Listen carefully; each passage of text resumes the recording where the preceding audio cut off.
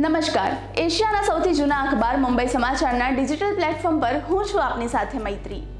ચાલો નજર કરીએ આજના મહત્વના સમાચાર પર। છત્તીસગઢના બીજાપુર અને કાંકેર જિલ્લામાં બે અલગ-અલગ એન્કાઉન્ટરમાં 24 નક્સલીઓ માર્યા ગયા। આ નક્સલીઓ સાથેની અથડામણમાં ડીઆરજીના એક જવાન શહીદ થયા। નાગપુરમાં હિંસા બાદ સરકાર અને પોલીસ દ્વારા સઘન સુરક્ષા વ્યવસ્થા લાગુ કરવામાં આવી। આ ઘટનામાં મુખ્ય આરોપી ફહીમ શમીમ ખાનની ધરપકડ કરવામાં આવી। શંભુ અને ખનોરી બોર્ડર પરથી વિરોધ કરી રહેલા ખેડૂતોને હટાવવામાં આવ્યા। ત્યારબાદ રસ્તો ફરીથી ખોલવામાં આવ્યો છે। આ સાથે જ ઇન્ટરનેટ સેવા પણ પુનઃ સ્થાપિત કરવામાં આવી। મુખ્યપ્રધાન ભૂપેન્દ્ર પટેલ સંત શ્રી નગાલખા બાપા ઠાકરધામના પુનઃ પ્રાંત પ્રતિષ્ઠા મહોત્સવમાં અને ગોપ જ્ઞાન ગાથામાં ઉપસ્થિત રહ્યા। ભરવાડ સમાજની 75,000થી વધુ બહેનોએ પરંપરાગત હુડો રાસ રમીને ઇતિહાસ રચ્યો।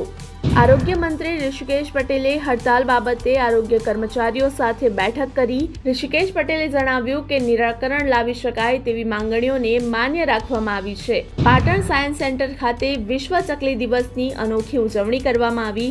બાળકો દ્વારા વેસ્ટ વસ્તુઓમાંથી ચકલીઓ માટે માળા બનાવ્યા। આ સાથે ચકલી પર ઇન્ટરેક્ટિવ સત્ર ગોરૈયા રાની ફિલ્મ બતાવવામાં આવી। શક્તિપીઠ અંબાજી ખાતે એનડીઆરએફની ટીમ દ્વારા મંદિરના સુરક્ષા કર્મચારીઓને સીપીઆરની તાલીમ આપવામાં આવી।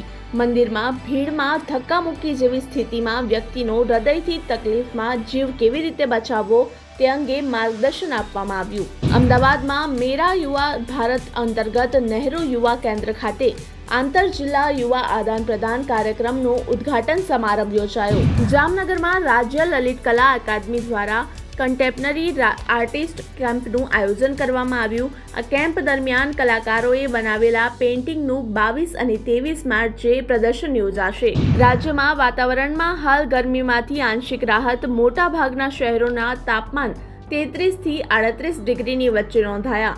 રાજ્યમાં સૌથી વધારે તાપમાન ડીસામાં 38.1 ડિગ્રી નોંધાયું। આવા જ ઇન્ફોર્મેટિવ વિડીયોઝ માટે આપ જોડાયેલા રહો મુંબઈ સમાચારના ડિજિટલ પ્લેટફોર્મ સાથે।